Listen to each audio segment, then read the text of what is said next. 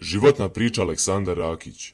Aleksandar Rakić je rođen 6. februara 1992. godine u Beču u Austriji. Roditelji su mu porijeklom iz Broda u Bosni i Hercegovini. Iako je cijeli život proveo u Austriji, Aleks ne zaboravlja svoje porijeklo i korijene. On je srpske nacionalnosti i bori se pod zastavom Srbije, a veliku podršku dobija od cijelog Balkana. Kao mali bio je živahno dijete sa viškom energije koju je morao negdje ispoljiti.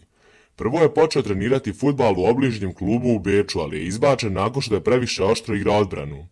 Kako on kaže, u fudbalu se nije pronašao i nije uspijevao da izbaci svoju energiju. Nakon toga njegov otac je odlučio da ga odvede u obližnji kickboksing klub gdje se rodila ljubav odmah po prvom treningu.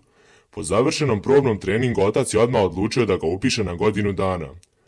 Prvi kickboks meč je odradio sa 14 godina, odradio je oko 40 kickboks mečeva, 4 boks meča, a bio je i prvak Austrije. Nakon toga otišao je u vojsku gdje je počeo trenirati MMA. Čak je jedno vrijeme razmišljao da ostane u vojsci. Prvi profesionalni MMA meč je odradio u Berlinu nakon 6 mjeseci treninga, izgubio je submissionom.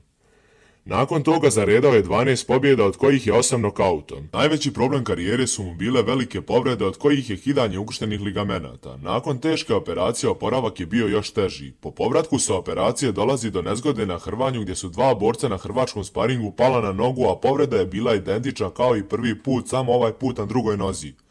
Kako sam Rakić kaže, mislio je da je to kraj njegove karijere. Uz jaku podršku trenera i porodice on se vraća u ring jači nego ikad i nakon toga potpisuje za najjaču svjetsku organizaciju UFC. Do sada je odradio 6 borbi u UFC-u, od kojih je 5 pobjedio, a jednu izgubio diskutabilnom odlukom sudija. Trenutno je 4. rangiran borac u poluteškoj kategoriji UFC-u, a po mnogima budući UFC šampion.